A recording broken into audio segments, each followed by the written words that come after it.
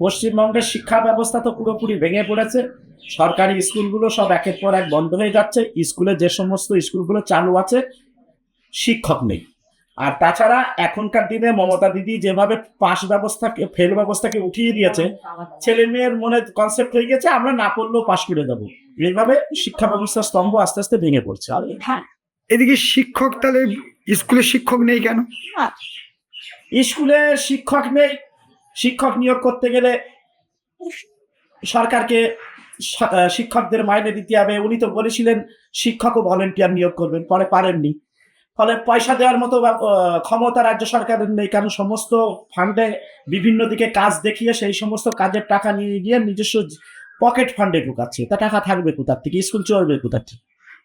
যোগ্য আর অযোগ্যদের এই শিক্ষার ব্যবস্থা, শিক্ষকদের ব্যাপারে একটা ব্যাপার শোনা যাচ্ছে, কি বলবেন? দেখুন, যোগ্য ছাত্ররা চাকরি পেয়েছিল, অযোগ্যদের বেশি পরিমাণ, মানে ম্যাক্সিমামটা অযোগ্যদের পয়সা খেয়ে, পকেটে পয়সা ঢুকিয়ে ওরা কি করছে, অযোগ্যদের চাকরি দিয়েছে। আজকে অযোগ্যরা ক্লাসে গিয়ে যখন পড়ায়, ছাত্ররা কিভাবে শিখবে? অযোগ্যদের একটা কঠিন বানান ধরলে তাদের বলার ক্ষমতা নেই। ছাত্ররা এরকম তৈরি হচ্ছে, আস্তে আস্তে শিক্ষা ব্যবস্থা মিশে যাচ্ছে মাটির সঙ্গে। আপনার কি চান? আমরা চাই আমাদের ছেলেমেয়েরা শিক্ষিত হোক, মেধাবী হোক, এবং আমারই রাজ্যে কলকারখানা হোক, সরকারি চাকরি হোক, আমার ছেলেমেয়েরা, সবার ছেলে মেয়ে এখানেই চাকরি করুক।